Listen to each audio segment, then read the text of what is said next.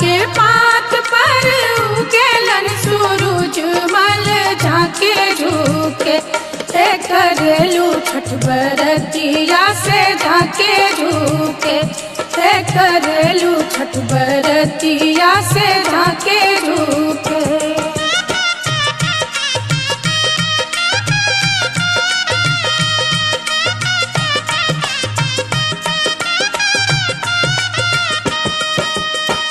हम तो से पूछी बरतिया बरतिया से केकरा लागी। हम तो से पूछी बरतिया बरतिया से केकरा लागी करेलू छठ बरतिया से केकरा लागी करेलू छठ बरतिया से केकरा लागी।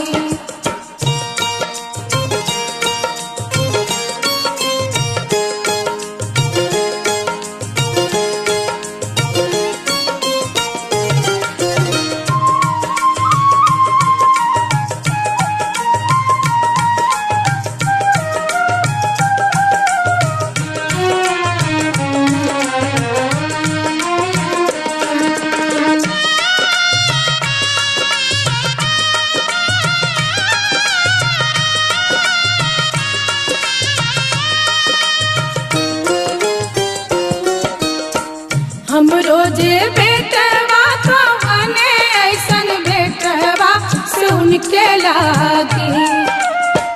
हम रोजे बेटवा कवने ऐसन बेटवा से उनके लागी करली छठ बरतिया से उनके लागी करली छठ बरतिया से उनके लागी।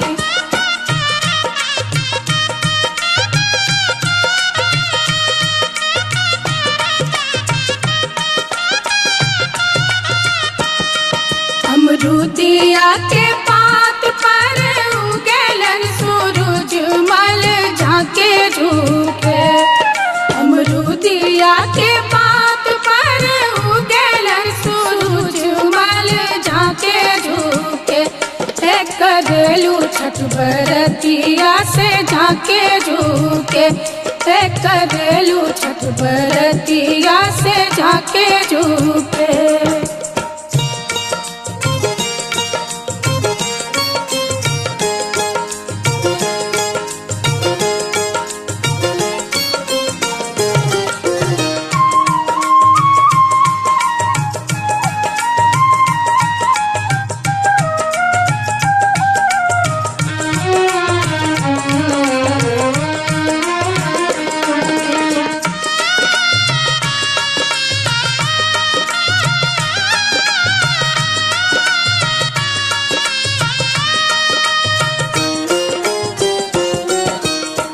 हम तो से पूछी बरतिया बरतिया से केकरा लागी। हम तो से पूछी बरतिया बरतिया से केकरा लागी करेलू छठ बरतिया से केकरा लागी करेलू छठ बरतिया से केकरा लागी।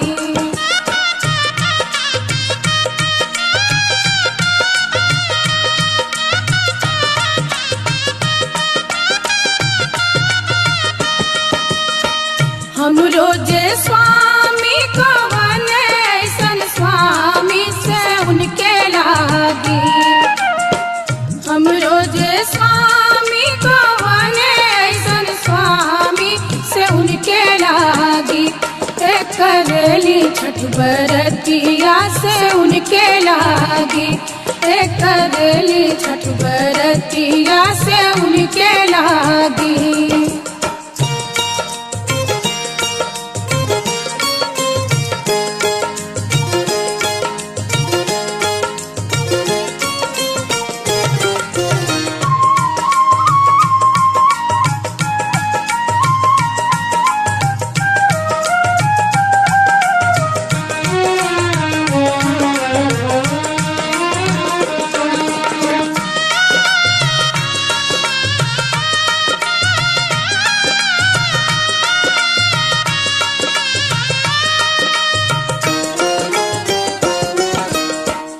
नारियर के पात पर उगेलन सूरज मल झाके झुके।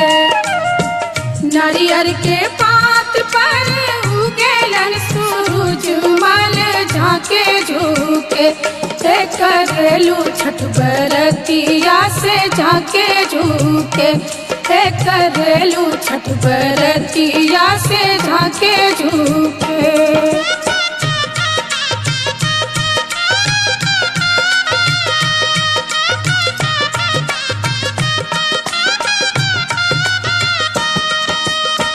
हम तो से पूछी बरतिया ए बरतिया से केकरा लागी। हम तो से पूछी बरतिया ए बरतिया से केकरा लागी। करेलू छठ बरतिया से केकरा लागी। करेलू छठ बरतिया से केकरा लागी।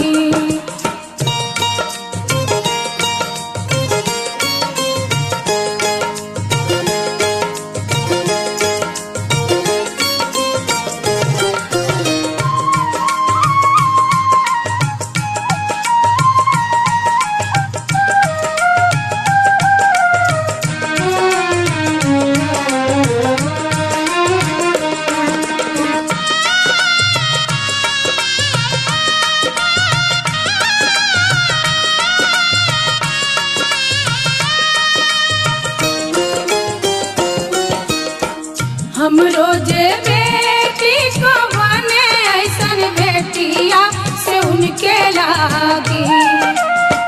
हम रोजे बेटी को बने ऐसन बेटिया से उनके लागी। करेली छठ बरतिया से उनके लागी।